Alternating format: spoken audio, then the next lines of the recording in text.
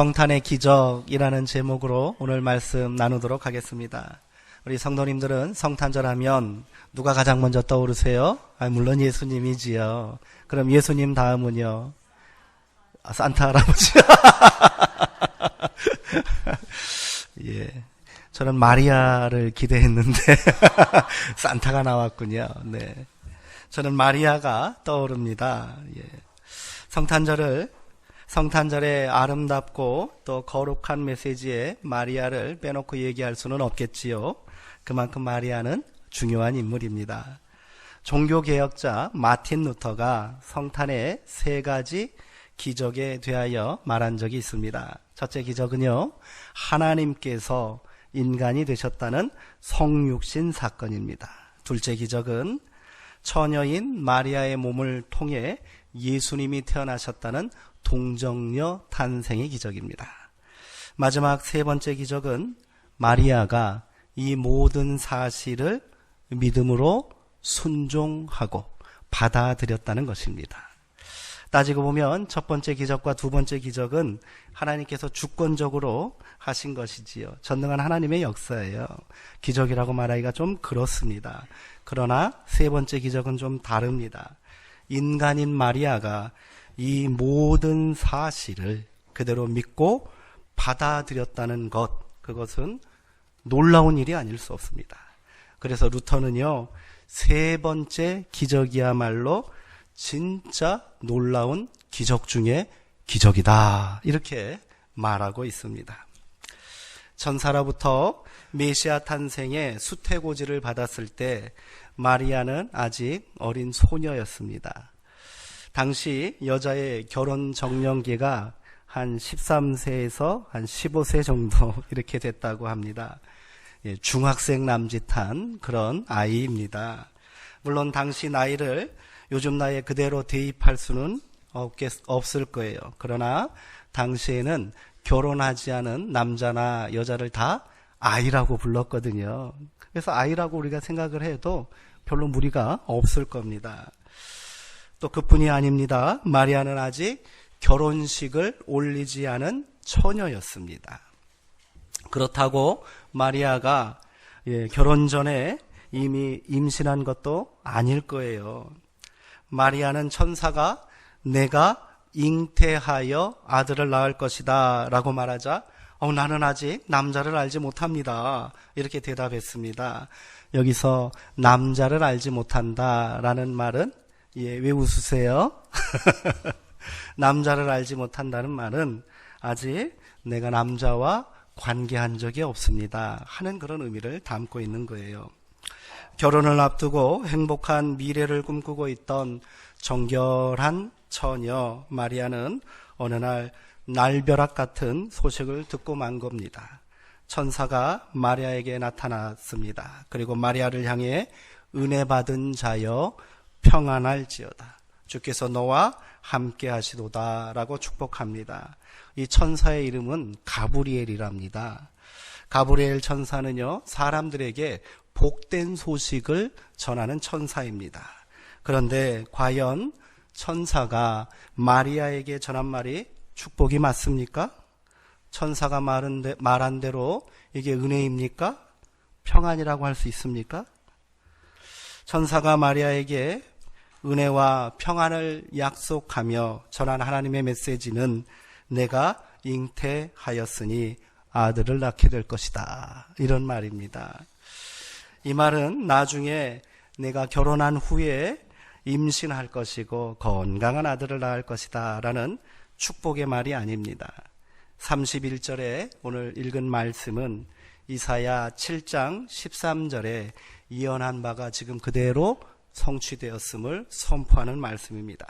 이사야의 원 본문에는 처녀가 잉태하여 아들을 낳을 것이다, 그의 이름을 임마누엘이라 하라, 이렇게 되어 있거든요. 누가복음에는 지금 처녀란 말이 빠진 것입니다. 그러니 이 말을 구체적으로 다시 풀이하면 내가 아직 처녀이지만 임신할 것이다, 그리고 아들을 낳을 것이다, 이런 말이 되는 거예요. 지금이야 시대가 변해서 결혼 전에 임신하는 것도 혼수라고 말하는 그런 시대라고 합니다만 당시는 2000년 전 고대 사회잖아요.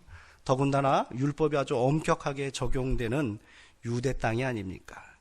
신명기 율법에 의하면요, 약혼한 처녀가 다른 외간 남자와 동침하여 그리고 임신하게 되면 그 둘을 성읍 문 밖으로 끌고 나가서 돌로 쳐 죽이라고 이렇게 기록하고 있습니다.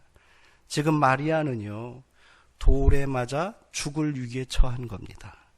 그래서 천사의 말에 마리아는 아주 강력하게 거부했습니다. 어찌 이런 일이 있을 수 있습니까? 절대로 그랬으면 안 됩니다. 이렇게 말한 겁니다. 두려워하고 당황하는 마리아에게 천사는 이 일이 성령이 너에게 임한 것이고 하나님의 능력이 너에게 나타났기 때문이다. 이렇게 말합니다. 천사의 말에 마리아는 더 이상 거부하지도 않았고요, 망설이지도 않았습니다. 지금 마리아는 평범한 남자와 함께 아름다운 가정을 이룰 꿈을 꾸며 하루하루를 설렘으로 보내고 있었을 것입니다. 이런 어린 마리아는 기적과 같은 믿음의 고백으로 천사의 말에 이렇게 응답했습니다. 보십시오. 나는 주님의 여종입니다. 당신의 말씀대로 나에게 이루어지기를 원합니다. 아멘. 기적 아닙니까? 이게 바로 기적인 거예요. 마리아의 믿음이 없었다면 성탄의 기적은 이 땅에 일어날 수 없었겠지요. 그렇다고 마리아가 아주 특별한 여인이었던 것도 아닙니다. 그녀는요, 가난하고 미천한 가정에서 태어난 지극히 평범하고 어쩌면 인간적인 판단에 의하면 조금 모자란 여자아이였을 거예요. 당시 예언서를 연구하던 수많은 성서학자들, 서기관이라고도 부르기도 하고요, 율법학자라고 불리는 그런 사람들은 예언서를 아주 열심히 연구했어요. 예언서를 연구한 이유가 뭐냐면 이 이스라엘을 해방시키고 다윗의 영광을 재현할 위대한 왕, 메시아, 그리스도가 언제 태어날 것이며 어디에서 태어날 것인가를 연구한 겁니다. 그들은 베들레헴이 바로 메시아가 탄생할 곳이라고 생각했습니다. 베들레헴은 다윗의 고향이기도 하고요, 또 구약의 미가 선지자가 베들레헴을 지목했기 때문입니다. 당연히 위대한 이 왕이요 구원자 메시아의 어머니가 될 여인도 어디 출신이어야 돼요? 베들레헴 출신이어야 한다고 생각했을 겁니다.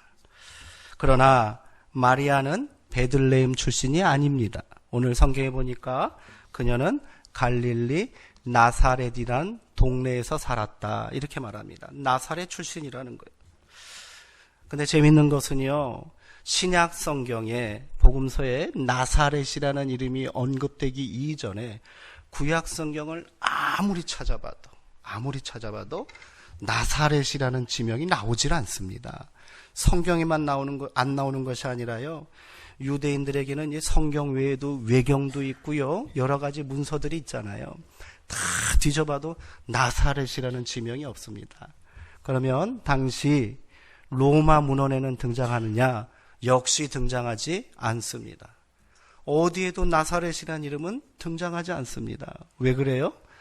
이 도시가, 이 동네가 실제하지 않았기 때문이 아니라 워낙 소외되고 낙후된 작은 시골 마을이었기 때문이다. 그렇게 우리가 생각하는 것이 옳을 거예요. 제 고향이요, 충청남도 태안군 원북면 황촌리거든요. 황촌리 들어보셨어요? 예, 그런 거예요. 나사렛은 그런 동네입니다. 학자들은 당시 나사렛에는 한 200명 정도가 모여 살았을 것이다, 이렇게 추측하기도 하더라고요. 그만큼 그래서 이 나사렛에는 몰락한 농민들, 가난하고 천대받는 사람들, 그리고 주변부로 밀려난 빈민들이 모여 살았을 것입니다. 그 동네에 가난한 어린 마리아가 살았고요. 몰락한 다윗 가문의 후손인 요셉이 살았던 겁니다. 물론 누가복음에는 예수님께서 나사렛이 아닌 베들레헴에서 탄생했다고 전하고 있습니다. 누가는 만삭의 마리아가 150km가 넘는 험한 길을 따라 나사렛에서 베들레헴까지 찾아가서 아이를 출산한 연유에 대해서 아주 자세히 기록하고 있습니다.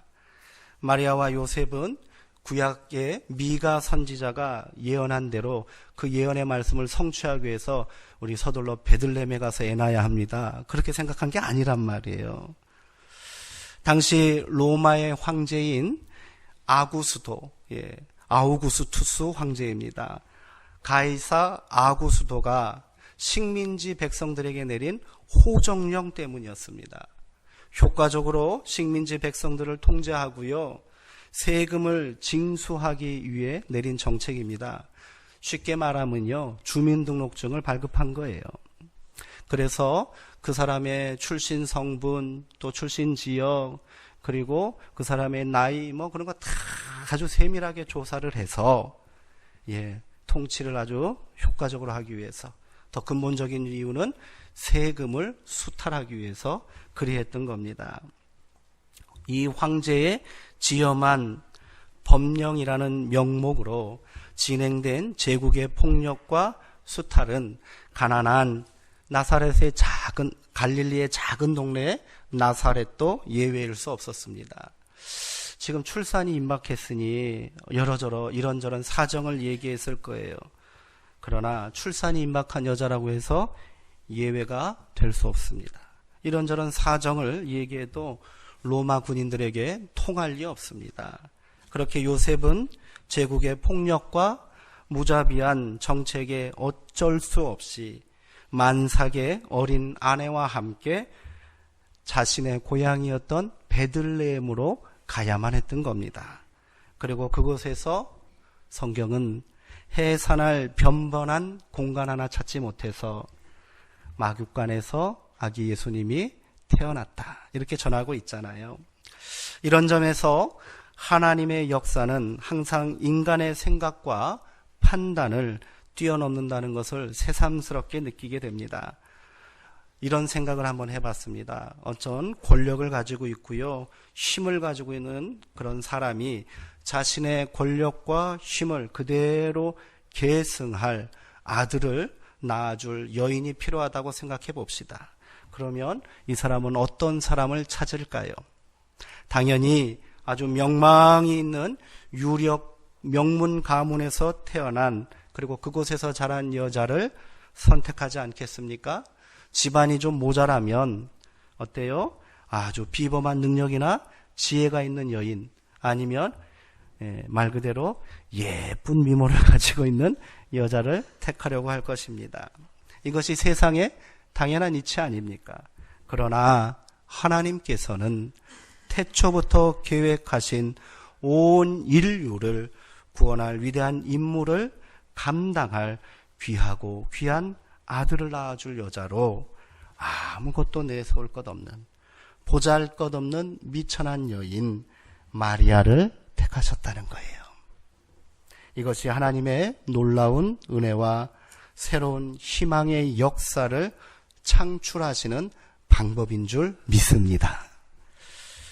인간적인 생각으로 보아 예수의 어머니로 마리아는 자격이 많이 부족해 보입니다. 그러나 마리아가 예수의 어머니가 될 수 있었던 이유를 우리는 두 가지 측면에서 생각해 볼 수 있을 겁니다. 첫째, 하나님의 주권적인 선택의 역사가 있었습니다. 이게 모두 하나님의 주권적인 선택의 역사래요. 하나님께서 마리아를 지목하신 이유는 온전히 하나님의 주권과 선택에 따른 것입니다. 그 주권적 힘은 불가능을 가능하게 하고 일체의 편견과 인간의 생각을 뛰어넘습니다. 하나님의 계획을 전하기 위해 마리아를 찾아온 천사 가브리엘은 하나님의 은혜를 선포했습니다. 두 번에 걸쳐 은혜를 언급합니다. 천사는 마리아에게 은혜를 받은 자여 평안할지어다.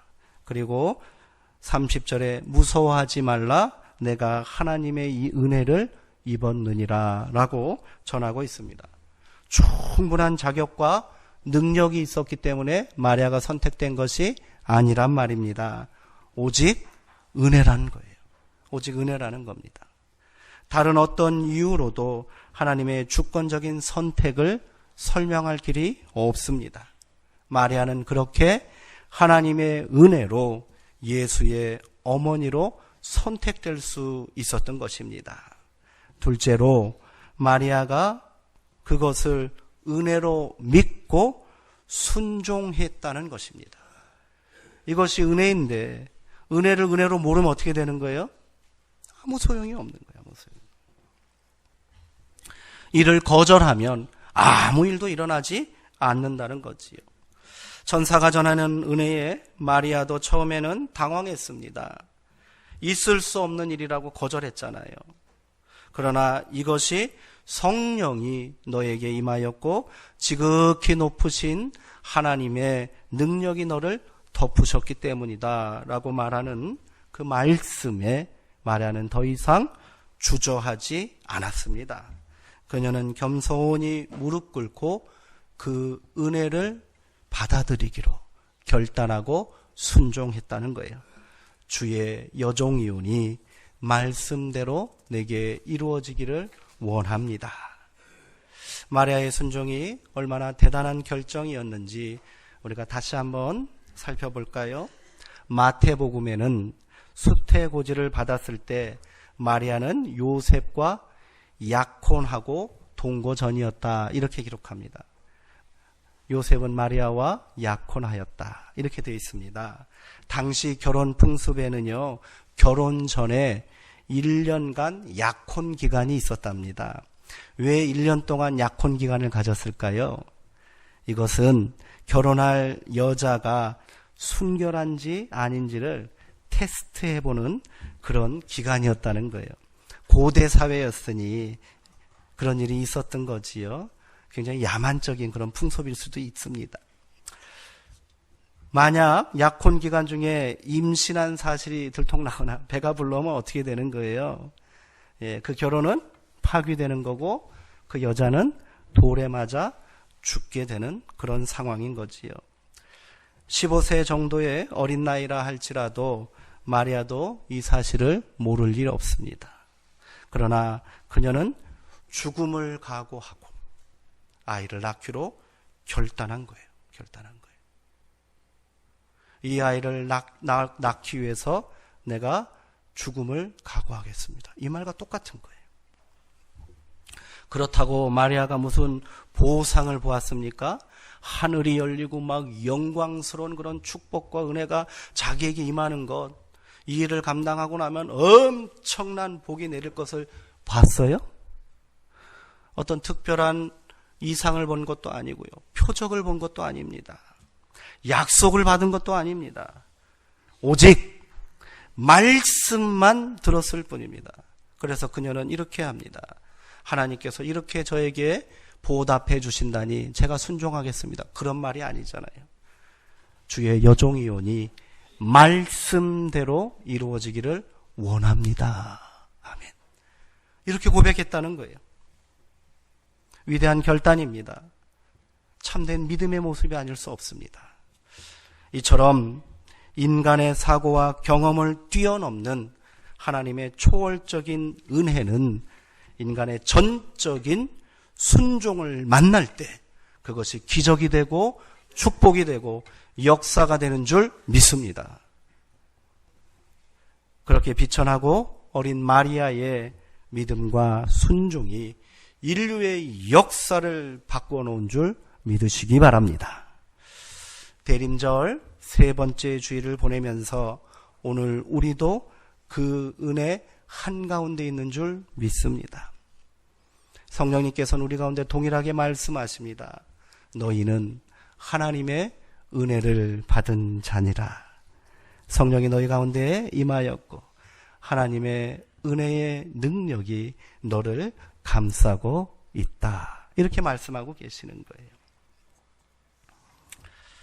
아무 자격도 없고요. 아무런 능력도 없는 나에게도 하나님께서는 새 생명의 은혜와 믿음을 허락해 주신 줄 믿으시기 바랍니다. 오늘 말씀의 핵심은 바로 그겁니다. 자기 스스로를 나는 만삭되지 못하여 난 자다. 나는 죄인 중에 괴수다. 이렇게 고백했던 바울도 그가 어떻게 고백했습니까? 나의 나된 것은 오직 하나님의 은혜입니다. 이 고백이 우리 가운데 나와야 될 줄 믿습니다. 은혜를 은혜로 알아야 되고요. 은혜를 은혜로 고백하는 믿음이 우리 삶을 변화시키는 겁니다. 그 안에서 생명의 역사가 시작된다는 것을 기억하시기 바랍니다. 바울은 그 은혜로 이전에 예수를 부인하고 예수 믿는 자들을 잡아서 죽이던 박해자의 삶에서 예수를 증언하고 교회를 세우는 생명의 삶으로 새롭게 태어났습니다. 그리고 그 은혜에 보답하기 위해 목숨을 걸고 복음을 전하는 귀한 사역을 감당하게 된 줄 믿습니다. 오늘 우리도 동일한 믿음으로 오늘을 살아야 하지 않겠습니까? 그렇게 부족하고 연약한 나를 통해서도 생명이 태어나고요. 다시 살아나는 역사가 일어나야 될 줄 믿습니다. 이를 감당하기 위해서는요, 고난도 있을 거예요. 생명을 잉태하는 일이 어찌 수월하다 말할 수 있습니까? 죽음과 같은 고난이라고 말하잖아요. 고통이라고 말하잖아요. 고난이 있을 거예요. 때로는 힘든 일도 있을 거예요. 오해도 받을 수 있고요. 사람들에게 비난도 받을 수 있습니다. 그러나 이 모든 것을 감수해내고서라도 우리는 생명을 잉태하는 귀한 믿음의 자녀들, 은혜의 사람들 되어야 할 줄 믿습니다. 우리가 감당해야 될 고난이 마리아 15살의 어린 소녀가 감당했을 그 고난과 두려움만 하겠습니까? 우리가 주저할 일이 전혀 없음을 다시 한번 우리가 깨닫게 되기를 소망합니다. 그리하여 우리도 이 은혜에 순종하는 믿음의 자녀들 되기를 축원합니다. 나도 주님의 종입니다. 말씀대로 이루어지기를 내가 원합니다. 함께 기도하시겠습니다.